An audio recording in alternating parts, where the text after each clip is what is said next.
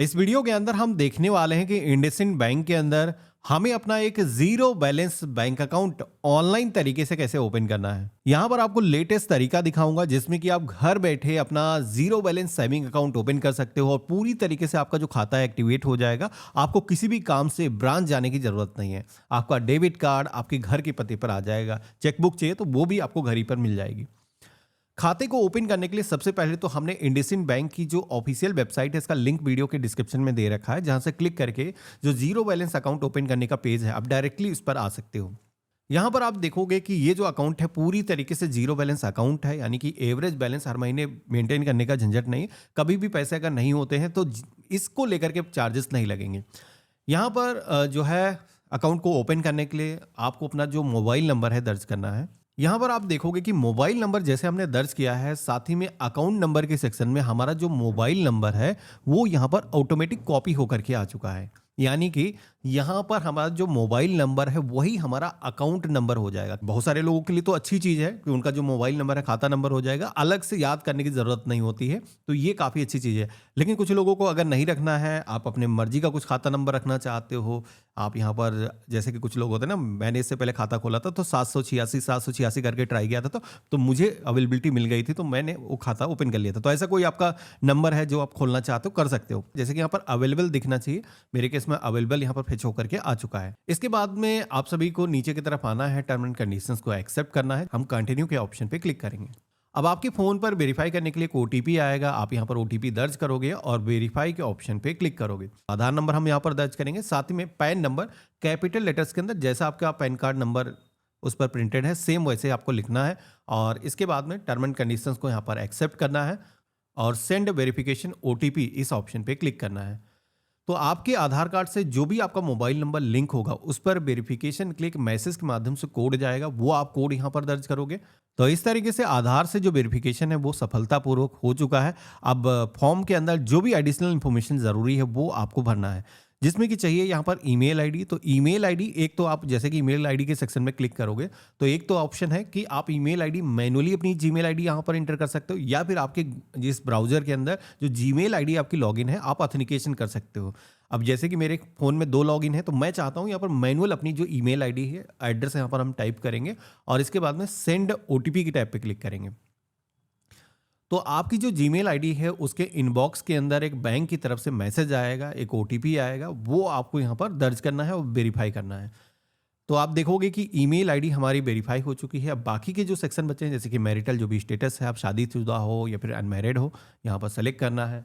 साथ ही में माँ का नाम यहाँ पर रहेगा और इसके बाद में फादर नेम का ऑप्शन मिलेगा। यहाँ पर एक चीज़ बता देता हूँ कि शादीशुदा कोई महिला है अगर वो खाता खोल रही है तो उसे अपने पति का जो नाम है यहाँ पर आपको दर्ज करना है। जो भी आपका ऑक्यूपेशन है, आप देखोगे कई सारे ऑप्शन दिए गए हैं, जैसे कि आप जॉब करते हो, सैलरी से आपकी इनकम होती है, या फिर सेल्फ एम्प्लॉयड हो, खुद का काम करते हो, तो आपके केस में जो भी एप्लीकेबल है आप यहाँ पर सेलेक्ट कर लोगे। तो जैसे कि मैं खुद का अपना बिजनेस करता हूँ, रजिस्ट्रेशन हमारे पास कोई बिजनेस का नहीं है, तो हम सेल्फ एम्प्लॉयड वाला जो ऑप्शन है वो सेलेक्ट करेंगे।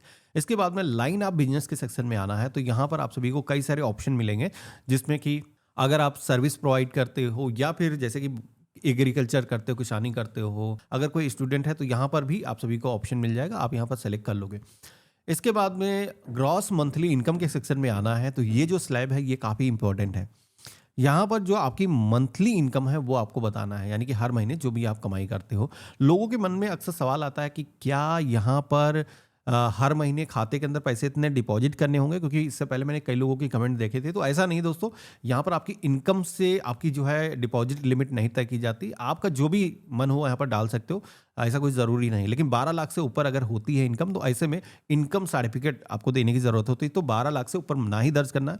इसके बाद में आपका जो परमानेंट एड्रेस है वो यहाँ पर आपको दिखेगा। साथ ही में यहाँ पर कम्युनिकेशन एड्रेस, यहाँ पर आप देखोगे कि ये बैंक ने काफ़ी अच्छा काम किया है।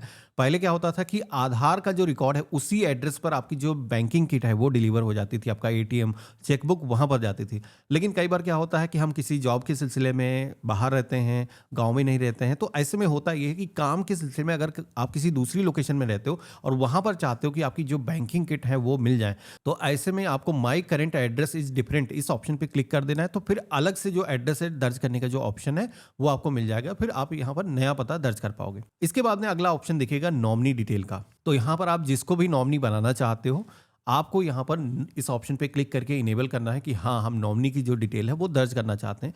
और आज की डेट में नॉमिनी के साथ में डिटेल ऐड होना काफ़ी ज़रूरी है, क्योंकि इतने कंप्लायंस बढ़ गए हैं।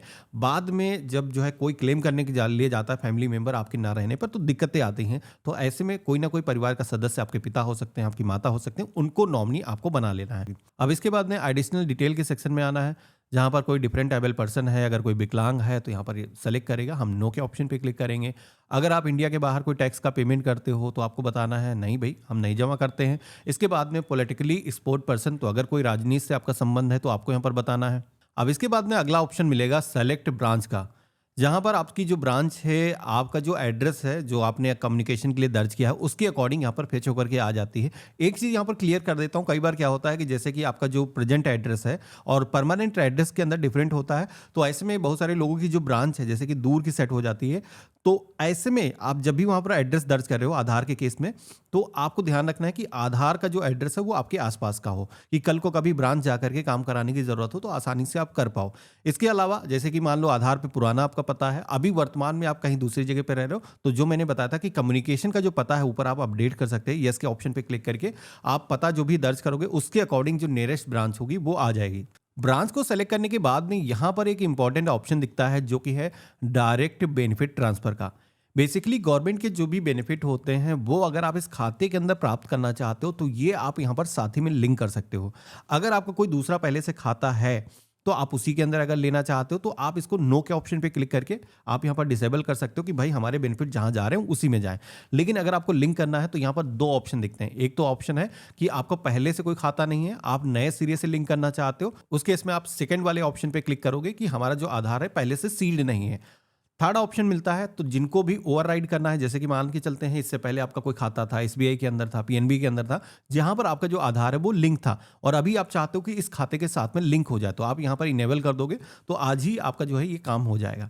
इसके अलावा ये ऑप्शन यहाँ पर और भी दिखता है जो कि है AEPS वाला, बायोमेट्रिक मशीन के माध्यम से अगर कभी का आपके पास में ATM ना हो तो आप पैसे विड्रॉल कर सकते हो, लेकिन इसका मिसयूज भी बहुत होता है, आपकी फिंगरप्रिंट को क्लोन करके, या फिर कई बार ऐसा देखा गया है कि लोगों को पता नहीं चलता है और उनका जो पैसा है वो विड्रॉल कर लिया जाता है। हम यहाँ पर नो के ऑप्शन पे क्लिक करेंगे और इसके बाद में सेव एंड कंटिन्यू के ऑप्शन पे क्लिक करेंगे। अब हमारे सामने अकाउंट वैरायटी सेलेक्ट करने का ऑप्शन आता है। यहां पर आप सभी को एक अकाउंट दिखाया गया है, इंडस डिलाइट।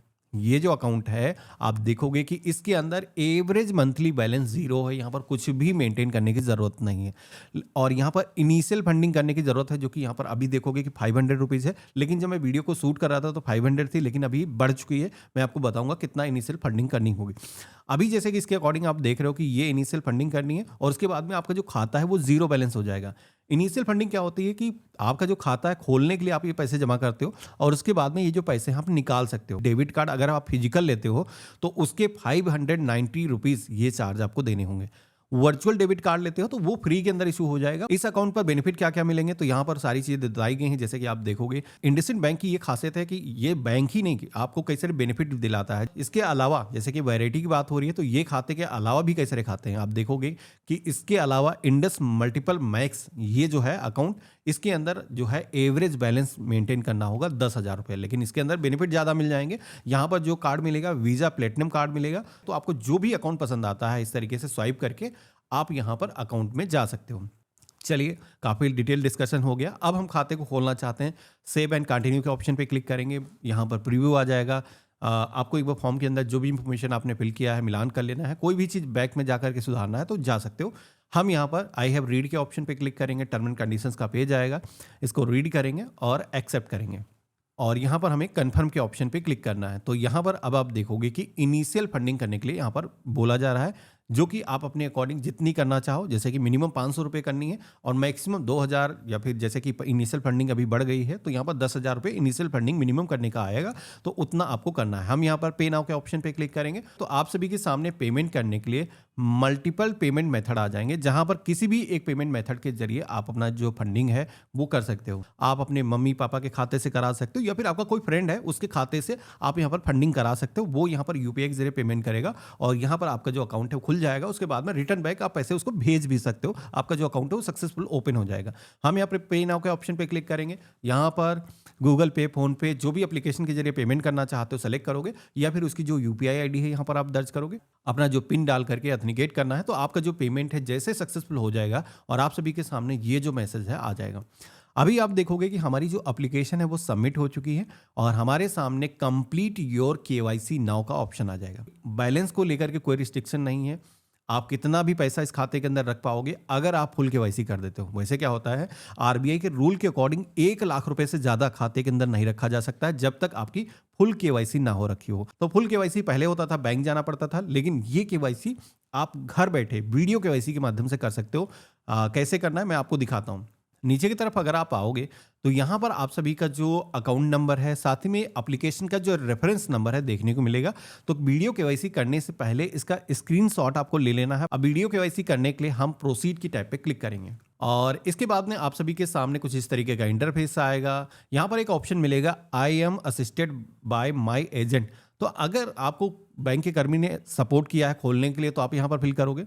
हमें तो किसी ने सपोर्ट नहीं किया तो हम इसे अनटिक ही रहने देंगे और इसके बाद में प्रोसीड की टैब पे क्लिक करेंगे और यहाँ पर जो परमिशन है सभी परमिशन को आपको अलाउ करना है। तो लोकेशन की परमिशन हो गई, माइक की परमिशन हो गई, सभी परमिशन को आपको अलाउ कर देना। हम यहाँ पर यस के ऑप्शन पे क्लिक करेंगे, प्रोसीड के ऑप्शन पे क्लिक करेंगे तो आप देखोगे कि हमारी जो कॉल है वो वीडियो केवाईसी के लिए बैंक कर्मी के साथ में कनेक्ट हो रही है। फ्यू मिनट आपको यहाँ पर वेट करना है। वीडियो कॉल आपकी बैंक कर्मी के साथ में कनेक्ट हो जाएगी। अब यहाँ पर आप सभी को अपना जो है वीडियो कॉल के अंदर जो भी चीज़ें आप सभी से पूछी जाती हैं, आपका नाम क्या है, आप कहाँ से हो, आप क्या करते हो, साथ ही में आप अपना जो खाता है किस लिए खोलना चाहते हो, तो बेसिकली सेविंग के लिए खोलना चाहते हैं, पैसे हम रखने के लिए खोलना चाहते हैं, तो यहाँ पर आपको बताना है। साथ ही में यहाँ पर एक चीज़ ध्यान रखना कि पैन कार्ड आपको शो करना होगा। अब पैन कार्ड पर जो भी आपके सिग्नेचर हैं, बैंक कर्मी कहेगा कि ऐसे सिग्नेचर आपको करने हैं, वो सिग्नेचर आपको करके दिखाने हैं, तो वही जो सिग्नेचर है आपके बैंक के रिकॉर्ड के अंदर अपडेट हो जाएंगे। तो फ्यूचर के अंदर कभी भी चेक वगैरह साइन करते हो या फिर फिजिकल बैंक जाकर के कोई काम करते हो तो वो आपका काम सॉल्व हो जाएगा उसी सिग्नेचर के जरिए। तो ये रहा कंप्लीट प्रोसेस। इस तरीके से हमारी जो वीडियो केवाईसी आप देखोगे कि कंप्लीट हो चुकी है। फ्यू मिनट के बाद में आपको मैसेज के माध्यम से कंफर्मेशन आ जाएगी कि वीडियो केवाईसी आपकी सक्सेसफुली कंप्लीट हो चुकी है। खाता भी हमारा पूरी तरीके से ओपन हो चुका है। अब आप सभी को इंडसइंड बैंक की जो मोबाइल एप्लीकेशन है इसके अंदर आना है और आपको अपने खाते को लॉगिन करना है। जो भी फंडिंग आपने करी है वो आपको यहाँ पर देखने को मिल जाएगी। ये जो खाता है जीरो बैलेंस अकाउंट है, जैसे कि हम चाहें ये जो पैसे हैं पूरे के पूरे हम निकाल सकते हैं, किसी दोस्त को भेज सकते हैं यूपीआई के जरिए। इस तरीके से आप अपना इंडसइंड बैंक के अंदर एक जीरो बैलेंस अकाउंट खुद से ऑनलाइन ओपन कर सकते हो। आशा करता हूँ आज का जो वीडियो है आप सभी को काफ़ी पसंद आया होगा। वीडियो अगर हेल्पफुल लगा तो वीडियो को लाइक ज़रूर करना, चैनल पर नए हो सब्सक्राइब कर लेना। हम मिलते हैं ऐसे ही एक नए वीडियो में, तब तक के लिए गुड बाय, जय हिंद।